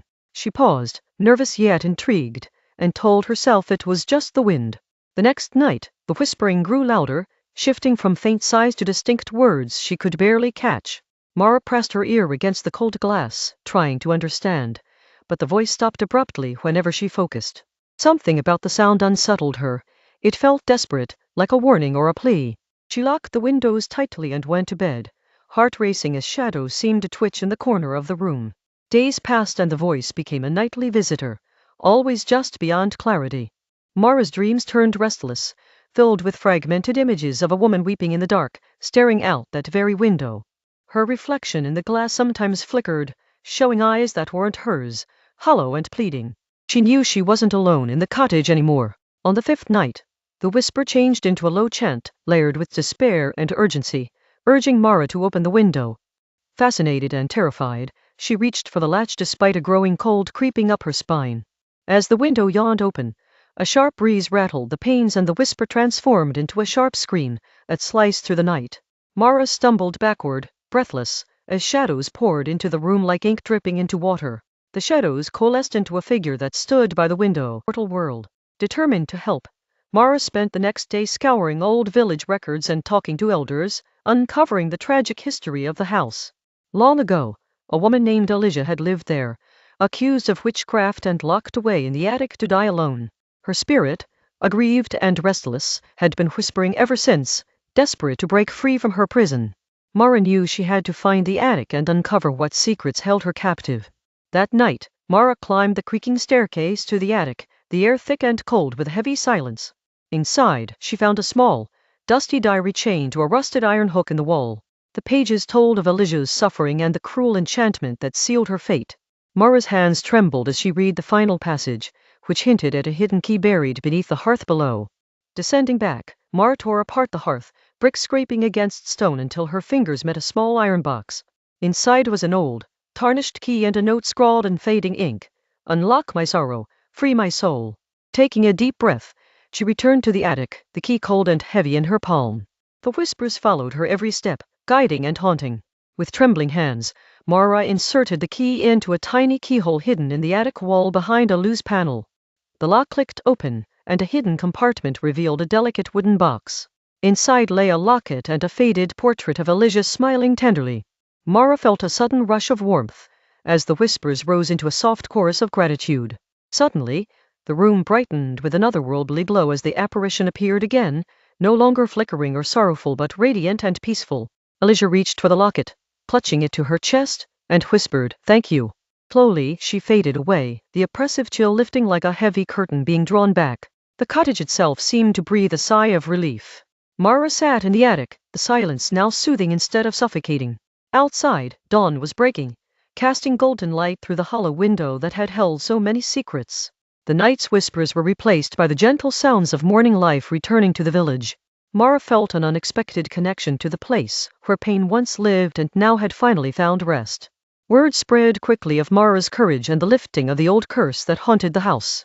Villagers, once afraid to pass by, now smiled and greeted Mara with newfound warmth. The cottage transformed from a place of dread into one of stories and remembrance. Mara, too, changed. The weight of darkness lifted, replaced by a strange kind of peace. Despite the calm days, at night Mara sometimes thought she heard a soft hum or the faintest echo of laughter near the attic window. It was never the chilling whisper from before, but something tender, a memory of kindness lingering in the air. She welcomed the sounds now, understanding that some spirits leave more than sorrow behind. They leave echoes of hope. One evening, a gust of wind flung the attic window wide open, shattering the diary's pages across the floor. Mara carefully gathered them, eyes catching one last entry she had missed. It warned of others like Alicia, lost souls tethered by pain waiting for release. Mara felt a shiver but also resolve. Her journey was far from over. Driven by the discovery, Mara began to research ancient rituals and forgotten histories, learning how to gently coax trapped souls into peace. The nights grew colder, and whispers returned, this time from different corners of the old house. Each voice told its own tale of betrayal, loss, or longing, stories waiting in the shadows for someone to listen. Mara accepted her role as a guardian of the lost, exploring every creek and hollow in the cottage with care and courage. She lit candles, spoke old prayers, and left offerings of light to guide the restless. The house pulsed with a new kind of energy, alive with memories and healing. It was no longer a prison, but a refuge for souls in limbo. Months passed, and Mara's nights filled with visits from those she had freed, now peaceful and grateful. With each farewell, a tangible warmth spread through the cottage, thawing years of cold and neglect. Mara's own life blossomed, intertwined with the history and spirits she had unwound like threads from a dark tapestry. The house's story was no longer one of isolation, but of connection and care.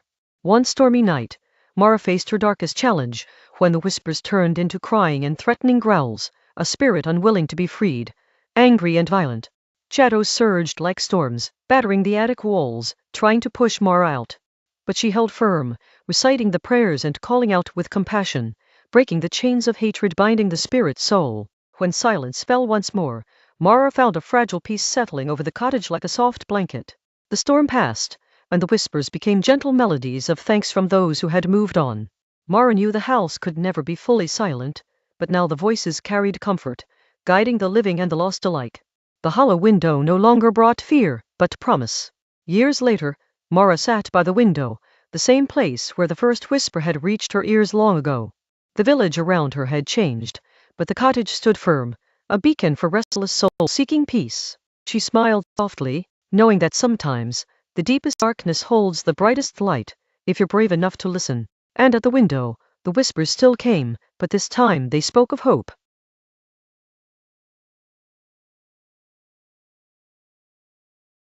In the heart of the village stood an ancient oak, its gnarled branches tangled like restless spirits above a hollowed trunk. Children dared each other to listen closely, rumored to whisper secrets on moonlit nights. One autumn evening, Mara, curious and unafraid, pressed her ear against the tree's worn bark. A faint voice, barely a breath, slipped through the cracks. It called her name softly, weaving a melody both alluring and haunting. Mara's pulse quickened as her surroundings seemed to fade away, drawing her deeper into an unseen world entwined with the tree. From the hollow, a silvery light spilled out, illuminating a path woven from shadows and mist.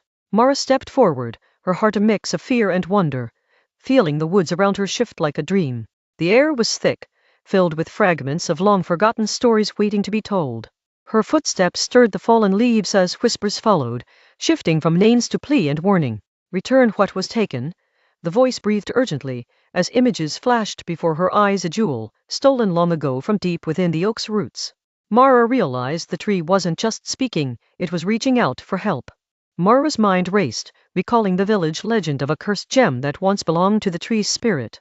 It was said to hold balance between their world and the unseen one, lost after a greedy hand plucked it. The oak's whispers became clearer, pleading for the gem to be returned before the boundary between worlds fractured beyond repair.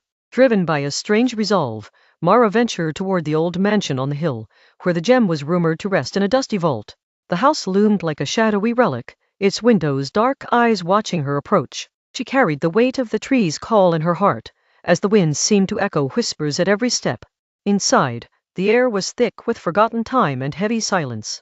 Mara's fingers traced dusty tomes and cracked chests until she uncovered a small, ornate box humming with the cold of a long-held breath had finally been released. The balance was restored, the barrier between worlds sealed once again by the return of the stolen jewel. Villagers noticed the change come dawn, the wood seemed gentler, and the air was filled with an inexplicable peace. Mara smiled quietly, the secret of the hollow oak bonded now with her own life story. She knew the whispers could rise again, but for now, the tree remained silent, watching and waiting. In the following days, Mara visited the oak often, listening for any hint of the voices that had changed her world. Sometimes, a soft murmur would brush her ear like a thankful sigh from something just beyond sight. It was a reminder that some mysteries hold power beyond fear and that courage is its own kind of magic. One evening, as the sun dipped low and the village lights twinkled faintly, Mara heard the whispers shift once more. They were softer now, closer to a lullaby than a warning. The tree, alive and watching, had become a guardian of stories, of balance, tethering Mara forever to the hidden realm nestled within its depths. As seasons turned, Mara grew from a curious child to a wise keeper of the village's secret heart. She taught others to respect the whispers and the hollow oak's silent watch. The gem, no longer a symbol of greed but of harmony, rested secure, wrapped in roots and trust beyond time. Some nights, when the moon was high and the wind just right, villagers claimed they could hear faint laughter drifting from the oak's branches. Mara knew those were the echoes of a world intertwined with their own, stories unfinished, waiting patiently for the next listener to come. The village, once shadowed by fear, now rested in the gentle glow of a shared secret. Years later, Mara, now old and gray, sat beneath the hollow oak with a young child at her side. She told the tale of a lost gem, a brave heart, and a tree that whispered on the wind. The child listened wide-eyed, already sensing the pull of the unseen world beyond the bark and leaves. Remember, Mara said softly, sometimes the quietest things hold the loudest truths. Trust the whispers and the magic they carry. The child nodded, feeling the weight of those words settle like a seed ready to grow, as the tree rustled softly in the twilight. That night, the hollow oak glowed faintly with an ancient light, as if acknowledging a new chapter beginning. Its branches seemed to stretch wider, cradling the village in an eternal embrace. The whispers, once warnings, were now guardians of a bond forged in courage and care. And so the tree stood, timeless and watchful, its hollow doorway between worlds living quietly amidst ordinary days. The village thrived beneath its shade, woven into stories told in voice and breeze. For some mysteries are not endings, but invitations to listen closer and live more deeply. Long after Mara's voice had faded, the hollow oak whispered on, stories waiting in silence, waiting to be heard again. It reminded all who dared to listen that the unseen holds its own truths, a hidden heartbeat beneath the ordinary. And in those whispers, life found its most enduring magic.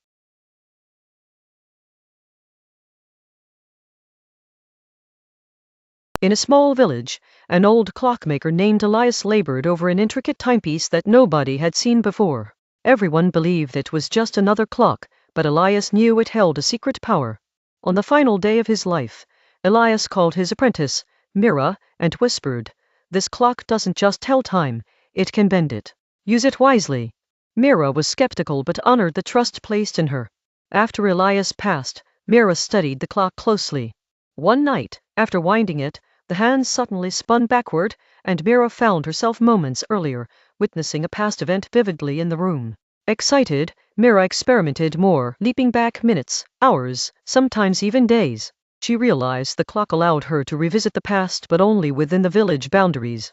Determined to use this gift to help her neighbors, Mira saved Mrs. Harper's runaway cat, stopped a fire from spreading, and prevented a dispute between two families. The clock was more than a timepiece, it was a guardian. However, one evening, as Mira wielded the clock to undo a tragedy, the hands spun uncontrollably. Suddenly, she was not just viewing the past but trapped within it, unable to return to her own time.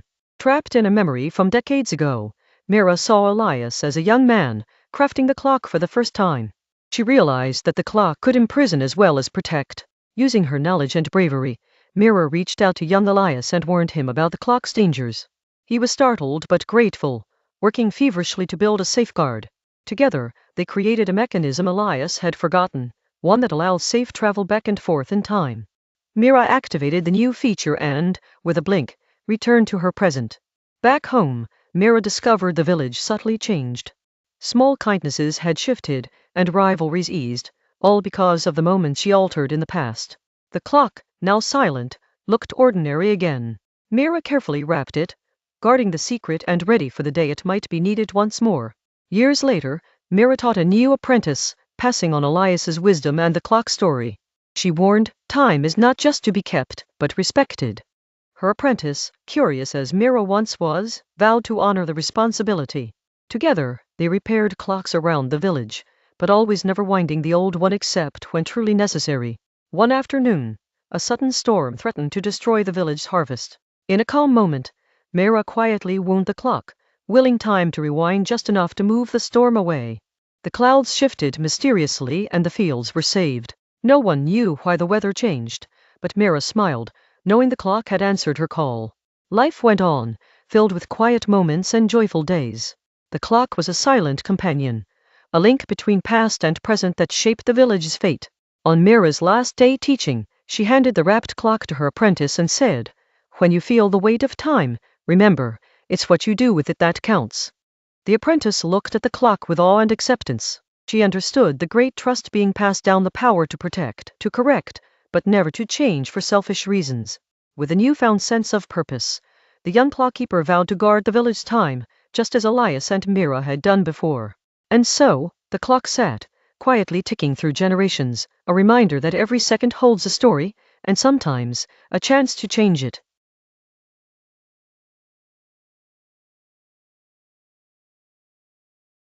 Under the heavy glow of city lights, Lena checked her watch. Tonight, everything depended on precision and shadows moving just right. The vault wasn't just any vault, it held a secret much bigger than money. Inside an unassuming building, security cameras scanned slowly, and guards paced in predictable loops. Lena's crew had studied their moves for weeks. A single misstep could mean forever behind bars.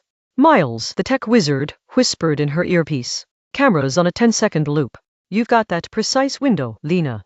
After that, the system resets." She swallowed tension, knowing those seconds would shape their fate. Ellie, the muscle, cracked a grin while disabling the last lock with swift, practiced hands. "Gentle as a ghost," he murmured, a nickname earned from years in the shadows. The vault door groaned open, revealing the prize inside. But the prize wasn't gold or jewels. It was a tiny, unmarked box tucked away in an interior compartment. Lena's eyes narrowed. This was what they actually came for, a secret that could ruin powerful lives. Suddenly, an alarm tone echoed faintly in the distance. The crew froze. Lena's heart pounded faster.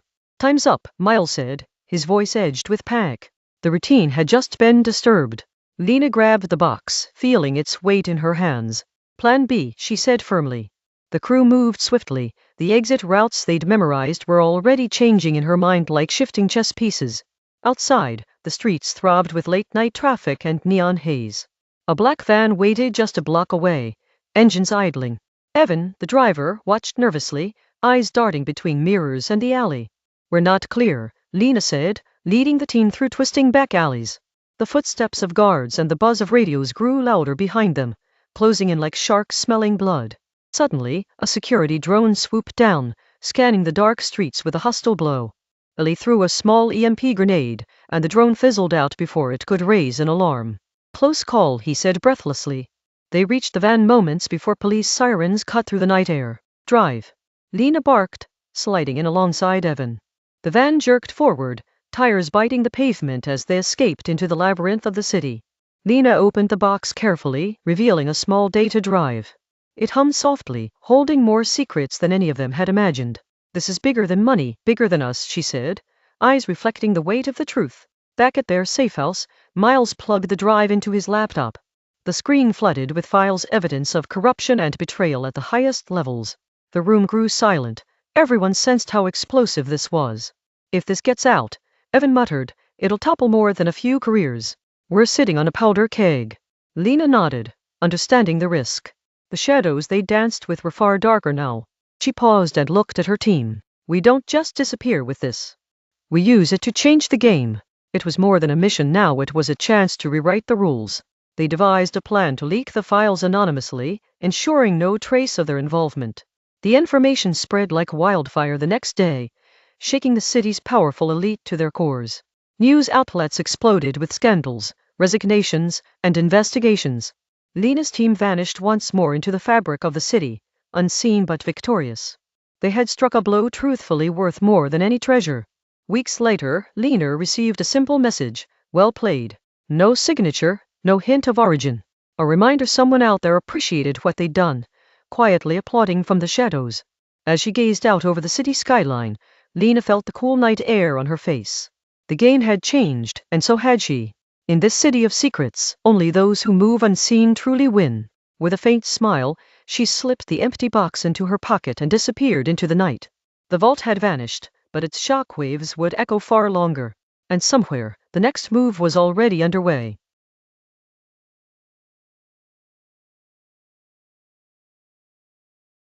The quiet town of Briar's End woke to a shock when the beloved local clockmaker Alden Meyer was found dead inside his workshop.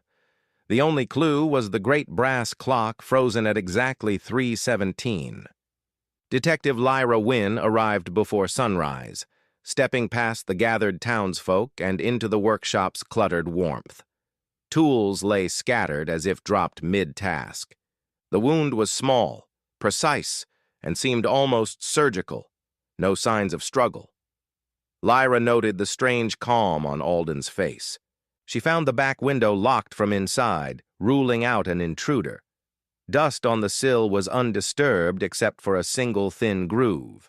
Something had been dragged.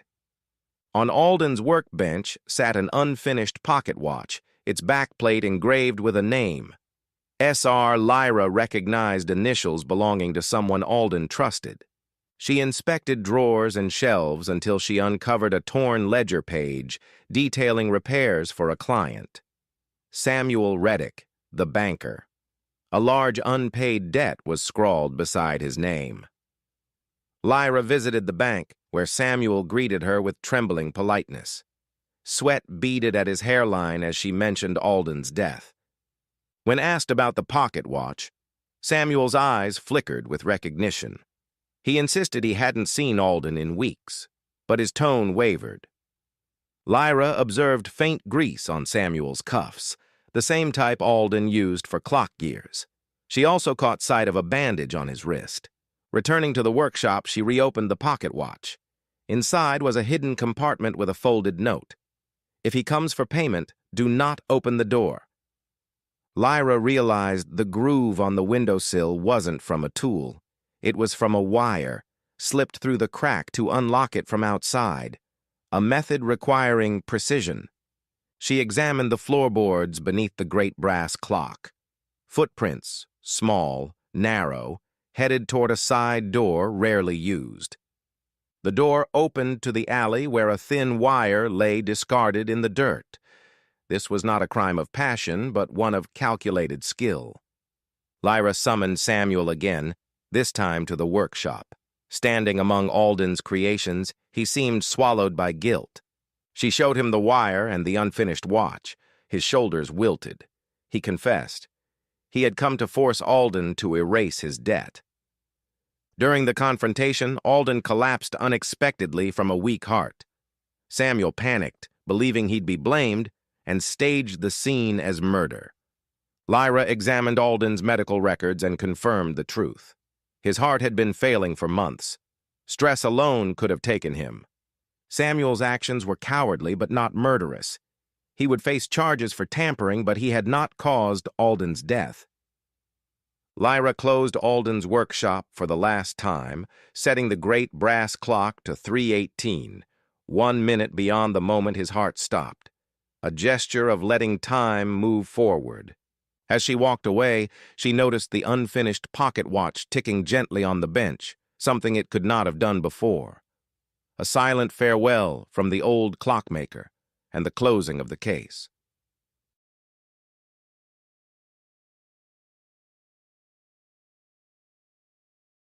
Evelyn stepped into the dusty shop where time seemed to slow. Amongst ticking clocks of all shapes and sizes, she found an ancient pocket watch glowing faintly on a cluttered workbench. The shopkeeper, a frail old man with eyes sharp as a hawk's, warned her, "That watch shows more than just time, it's a doorway." Evelyn chuckled nervously but felt an undeniable pull to open it. As she clicked the watch open, the world around her blurred and shifted. Suddenly, she stood in the city square of her town but decades earlier, where horse carriages clattered and gas lamps flickered. "You see it now," the old man's voice echoed in her mind. "Every choice you've ever wanted to change appears here."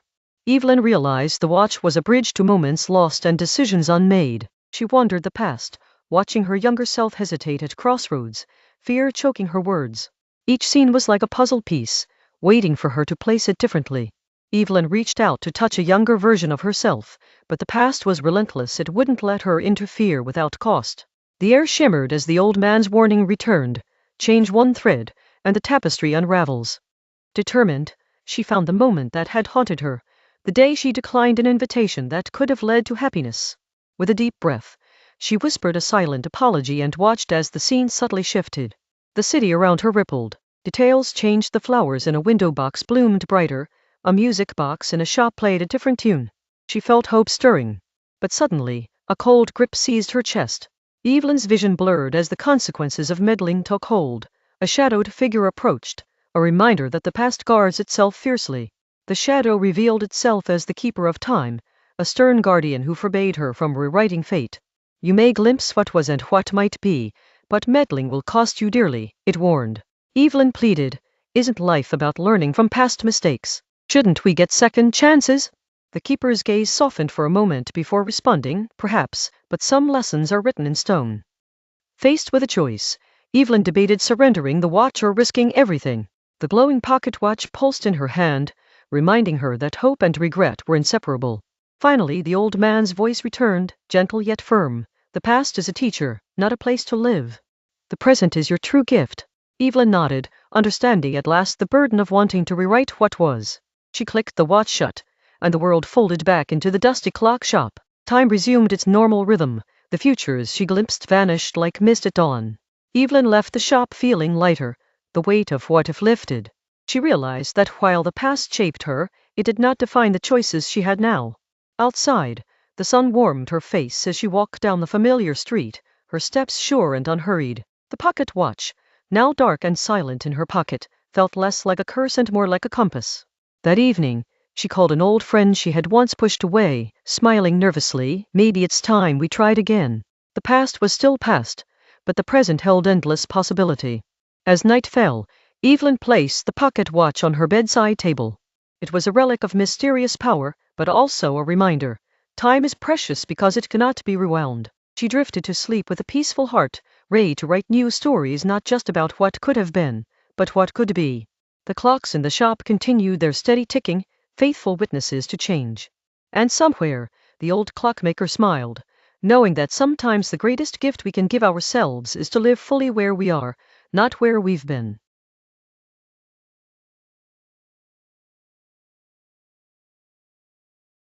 The sun dipped below a skyline fractured by steel and stone, shadows stretching over a city long claimed by silence.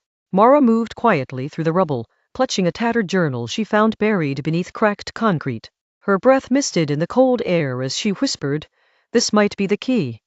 In the distance, the faint hum of an old machine stirred her curiosity, a rare sound in a world where most had stopped working. Mara's eyes scanned the horizon, spotting a flicker of light beneath a collapsed train yard. Determined, she began her cautious trek toward the glow. As she crept closer, the light revealed a hidden underground bunker, its entrance partially blocked by debris. Mara pried open the rusted door with effort, the screech echoing through the stillness. Inside, the air was stale, but the vault of memories whispered secrets long forgotten. Rows of dusty shelves lined the bunker walls, filled with faded photographs, broken electronics, and weathered books. She flipped through the journal's pages, matching names and dates like a puzzle forming a map. One entry stood out, a blueprint detailing a functioning water purifier buried beneath the city's ruins. If we can fix this, Mara thought, we might bring life back to these streets.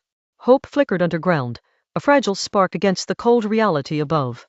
She packed a few tools and set out to locate the purifier's remains. The journey led her to a collapsed subway tunnel, its corridors filled with echoes of a time when trains still roared through the night. Mara balanced over broken rails and fallen beams, the journal guiding each cautious step. Somewhere in the darkness lay a sliver of salvation. Suddenly, a faint sound caught her attention, a child's laugh, playful and light against the heavy silence. Mara froze, heart pounding in disbelief. In the depths of desolation, life had found a way to persist. Following the laughter, she found a small group of survivors huddled around a fire, their faces a vivid contrast to the grey ruins. They welcomed her with weary smiles, and stories spilled into the dim glow like a balm. Here, she realized, hope was not just a memory but a shared resolve. Mara shared the blueprint with the group, sparking a swell of energy and determination no one expected. Together, they gathered scavenged parts and tools from the wreckage outside, working through cold nights and the ache of uncertainty. With every bolt tightened, the past began to stitch itself into the future. One morning, a soft rumble trembled beneath their feet as the purifier sputtered to life, sending clear water cascading into the cracked troughs. Cheers erupted around the courtyard, faces lifted toward the sky with tears and laughter. The city, their city, breathed again after long years of silence. But life was still fragile. Raiders prowled the outskirts, shadows hungry for control. Mara led patrols, her resolve hardened by the promise of renewal. Each successful night was a thread woven into the tapestry of survival. With water flowing, gardens began to sprout in forgotten corners of the city. Children played among green shoots, their shouts rebounding off broken walls. The age of dust and decay was yielding to something new, something alive. One evening, Mara stood atop the roof of a crumbling library, watching stars blink through the clearing clouds. She murmured, "We're not alone anymore." Around her, the city hummed softly with rebirth, a fragile pulse of hope and history intertwined. Tensions flared when a raider band attempted to seize the purifier, but the community stood firm, defending their future with sharpened resolve. Scars and losses marked the confrontation, but resilience held strong. Trust had blossomed into alliance and strength. In the aftermath, the survivors rebuilt their defenses and shared stories by firelight, weaving memories into a shield against the darkness. Mara listened, feeling the weight of their past and the lightness of their dreams. The city was no longer merely rubble, it was home again. With each day, the community expanded, others drawn by the promise of water and safety. They found old libraries and schools, piecing together knowledge to rebuild what was lost. Mara's journal became a beacon, a symbol that hope was written in every surviving word. One dawn, a distant rumble brought the sound of engines, strangers arriving uncertainly from the horizon. The group held their breath, torn between fear and curiosity. Mara stepped forward, ready to greet the future or confront anew the shadows of the past. The newcomers were survivors too, driven by the same thirst for life and connection. Words were exchanged, alliances formed, and the fragile network of communities began to pulse stronger. The city's rebirth was no longer isolated, it was part of a larger story. Years later, Mara stood beside a flowing fountain in the heart of the rebuilt square, children running in bright clothes under open skies. The water purifier had inspired fields of green and laughter, a testament to endurance and faith. She smiled, knowing the echoes beneath the dust had called forth a new dawn. "We carry the past in our hands," Mara whispered as the sun rose, "but it is our future that shines brightest." The city, once silent and broken, now thrummed with life, a living memory and a promise endless as the sky waiting beyond the ruins.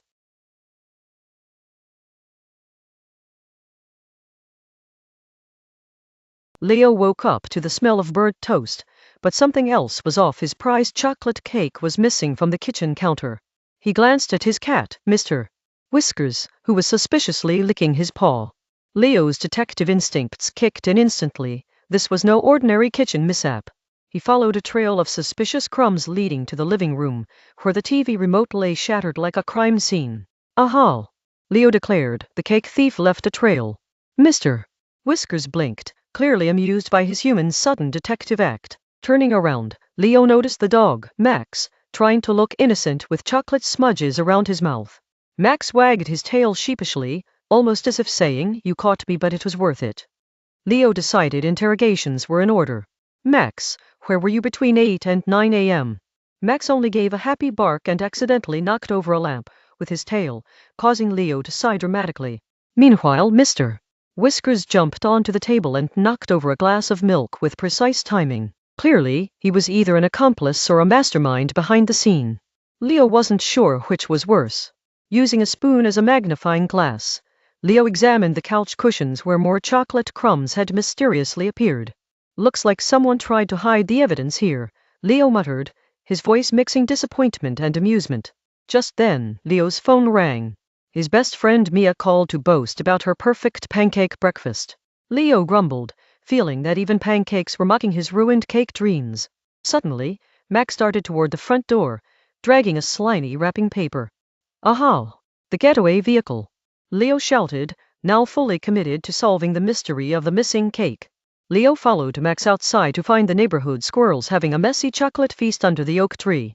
Seems the cake wasn't stolen, just distributed, Leo said, shaking his head. As he shooed the squirrels away, Mr. Whiskers lounged on the porch, yawning like the whole ordeal was beneath him. Leo realized his pets were more like partners in chaos than credible suspects. Returning indoors, Leo decided the best plan was to bake a new cake this time, fortified with extra flavors and hidden under lock and key.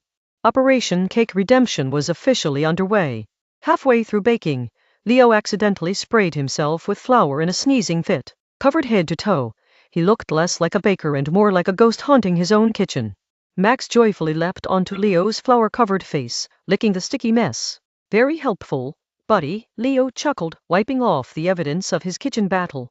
When the cake finally came out of the oven, it looked perfect, a golden masterpiece. Leo admired his work and promised himself he'd guard it better this time, maybe with a pastry alarm system. Just then, the doorbell rang. Mia strolled in with breakfast pancakes, completely oblivious to Leo's drama. Want to trade? Your pancakes for my cake, she offered cheerfully. Leo laughed and agreed, glad for the company and the delicious distraction. Between bites and shared smiles, the morning's chaos began to feel like a fun story rather than a disaster. Later, Leo found a note stuck to the fridge. Thanks for sharing the cake with us. Your furry friends. Attached was a photo of Mr.